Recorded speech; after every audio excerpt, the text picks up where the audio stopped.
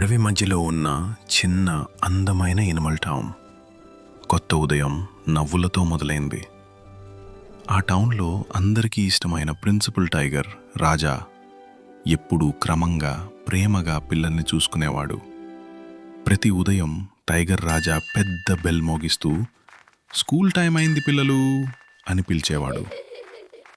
కానీ పండు పాండా మాత్రం ఇంకా నిద్రలోనే దిండు పట్టుకుని అల్లాడుతూ స్కూల్కొస్తుండేవాడు.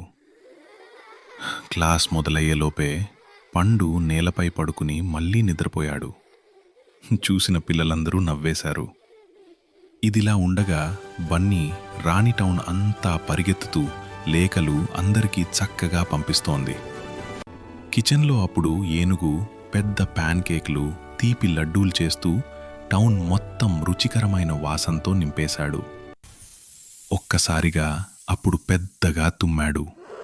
మసాలాలు గాల్లోకి ఎగిరి కిచెన్ రంగులమయమైంది. ఆకాశంలో ఎగురుతూ చిన్ని స్పారో తాజా వార్తలు చెప్తోంది. ఆ రోజు మాత్రం వార్త కొంచెం టెన్షన్గా ఉంది. ఒక పెద్ద తుఫాను ఎనిమల్ టౌన్ వైపు దూసుకొచ్చింది. గాలి గట్టిగా వీచింది. చెట్లు ఊగిపోయాయి. తుఫాను ఆగిన తర్వాత టౌన్ కొంచెం దెబ్బతిన్నా జంతువుల మనసుల్లో మాత్రం ధైర్యం తగ్గలేదు. అందర్నీ చూసి టైగర్ రాజా అన్నాడు, మనమంతా కలిసుంటే ఏదైనా సరిచేయగలం. అప్పుడు ఏనుగు చెట్లు ఎత్తాడు. బన్నీ రాణి పనిముట్లు తెచ్చింది. చిన్ని స్పారో పైనుంచి మార్గం చూపింది.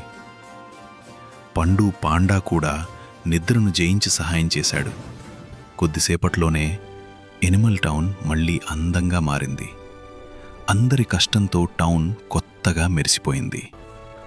అందరి కష్టానికి బహుమతిగా అప్పుడు ఏనుగు పెద్ద విందు పెట్టాడు. జంతువులందరూ ఆనందంగా చేరుకున్నారు. అందరూ తిని అయిపోయిన తర్వాతే పండు ఒక్కసారిగా లేచాడు.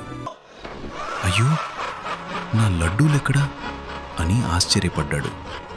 అది చూసి టౌన్ మొత్తం నవ్వులతో మార్మోగిపోయింది.